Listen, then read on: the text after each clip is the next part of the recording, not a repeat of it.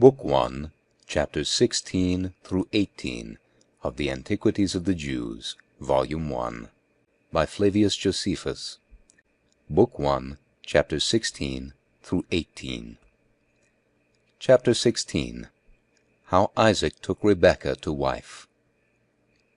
Now when Abraham, the father of Isaac, had resolved to take Rebekah, who was granddaughter to his brother Nahor, for a wife to his son Isaac, who was then about 40 years old, he sent the ancientest of his servants to betroth her, after he had obliged him to give him the strongest assurances of his fidelity, which assurances were given after the manner following.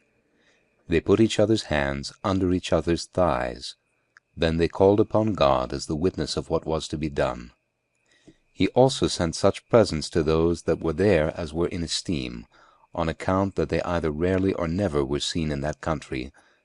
The servant got thither not under a considerable time, for it requires much time to pass through Mesopotamia, in which it is tedious travelling, both in the winter for the depth of the clay, and in summer for want of water, and besides this, for the robberies there committed, which are not to be avoided by travellers, but by caution beforehand.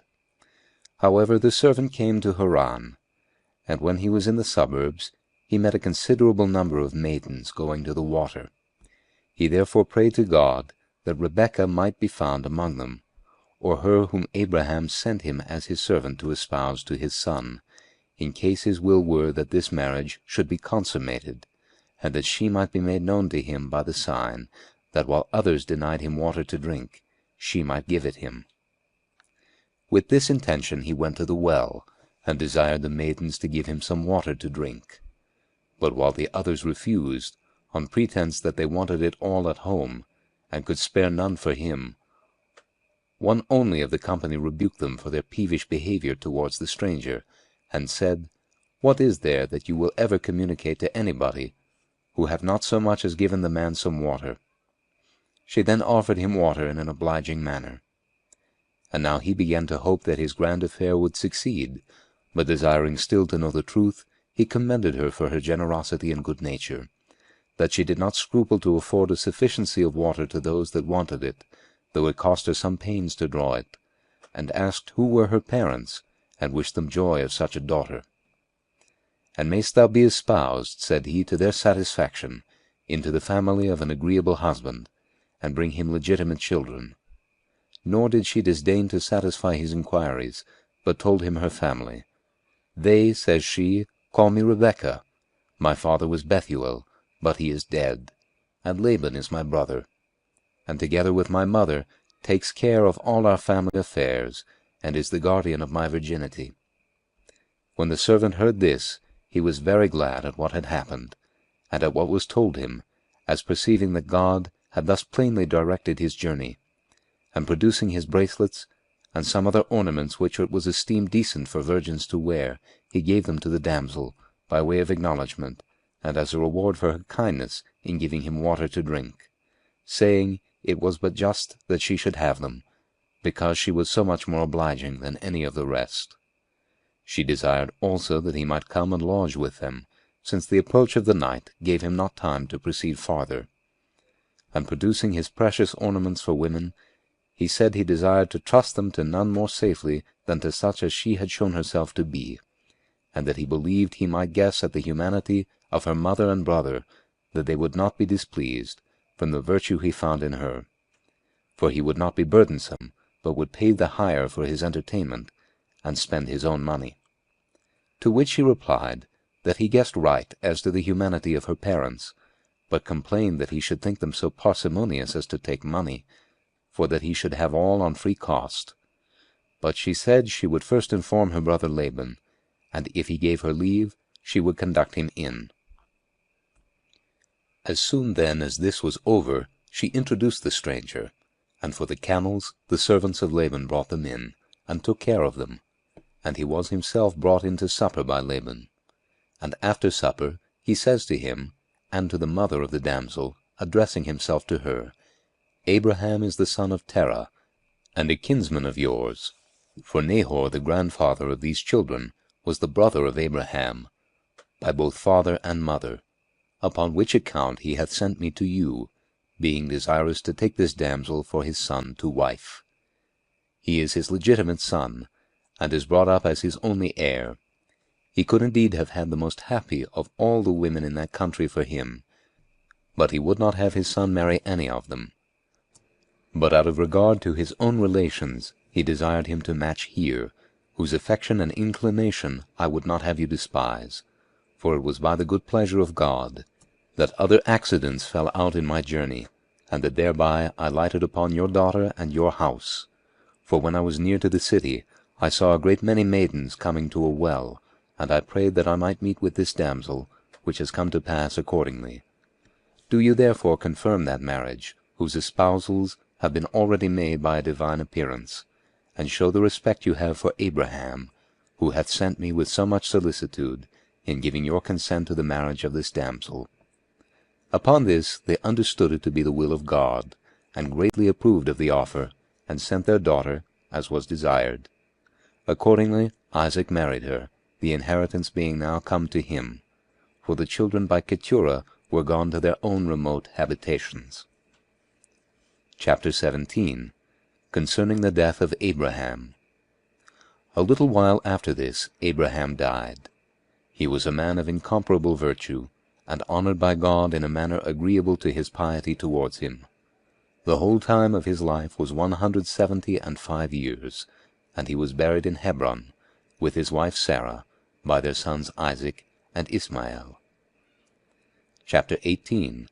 Concerning the sons of Isaac, Esau and Jacob, of their nativity and education. Now Isaac's wife proved with child after the death of Abraham, and when her belly was greatly burdened, Isaac was very anxious and inquired of God, who answered that Rebekah should bear twins, and that 2 nations should take the names of those sons, and that he who appeared the second should excel the elder. Accordingly she, in a little time, as God had foretold, bare twins, the elder of whom, from his head to his feet, was very rough and hairy, but the younger took hold of his heel, as they were in the birth. Now the father loved the elder, who was called Esau, a name agreeable to his roughness, for the Hebrews call such a hairy roughness Esau, or Seir. But Jacob the youngest was best beloved by his mother. When there was a famine in the land, Isaac resolved to go into Egypt, the land there being good.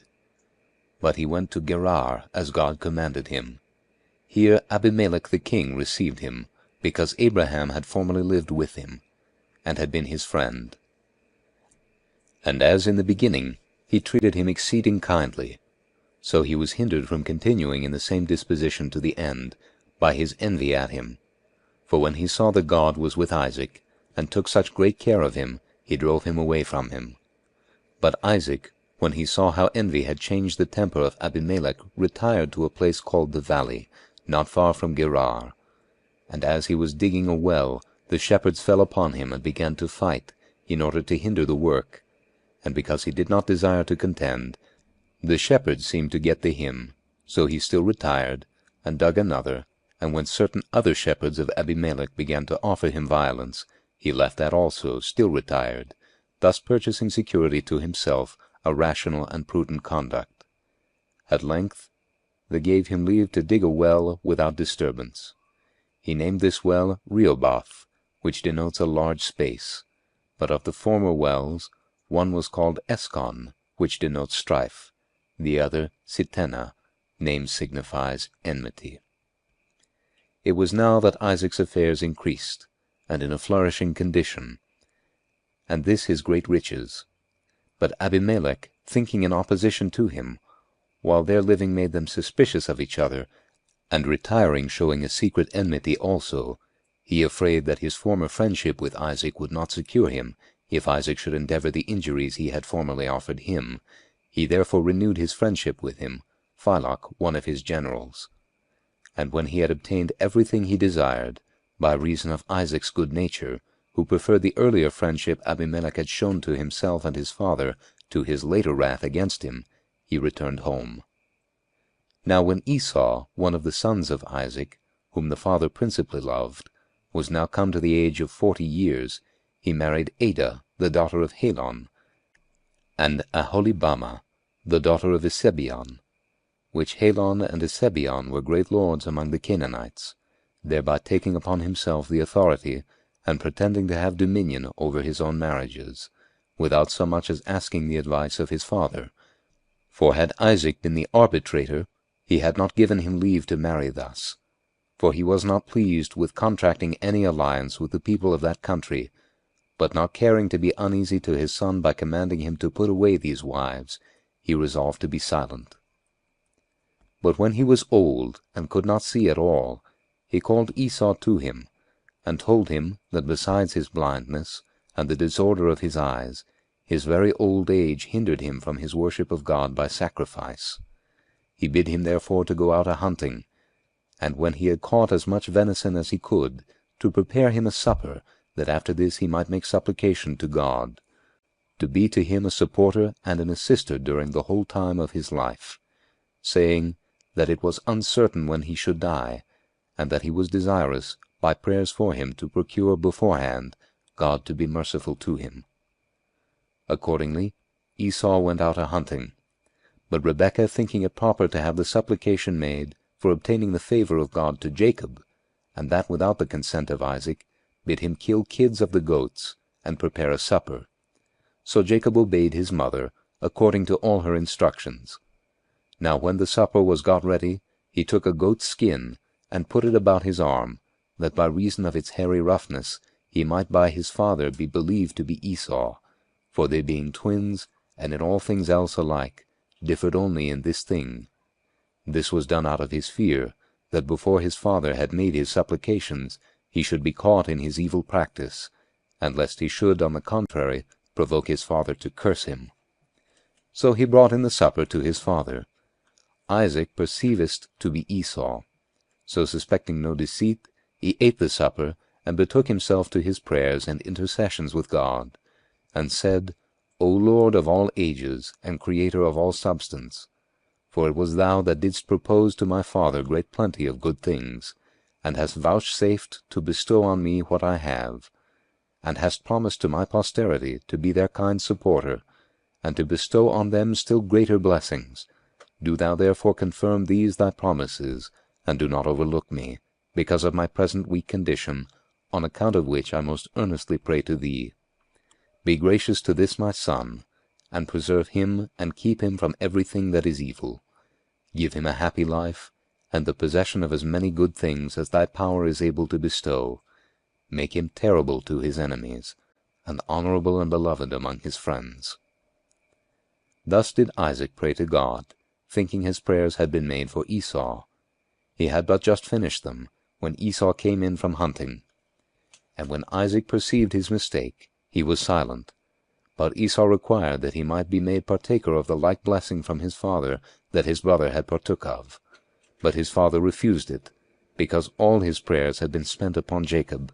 So Esau lamented the mistake. However, his father, being grieved at his weeping, said that he should excel in hunting, and strength of body, in arms, and all such sorts of work, and should obtain glory for ever on those accounts, he and his posterity after him, but still should serve his brother. Now the mother delivered Jacob, when she was afraid that his brother would inflict some punishment upon him because of the mistake about the prayers of Isaac. For she persuaded her husband to take a wife for Jacob out of Mesopotamia, of her own kindred, Esau having married already Basemath, the daughter of Ishmael, without his father's consent. For Isaac did not like the Canaanites, so that he disapproved of Esau's former marriages, which made him take Basemath to wife, in order to please him, and indeed he had a great affection for her. End of Book 1, chapters 16 through 18.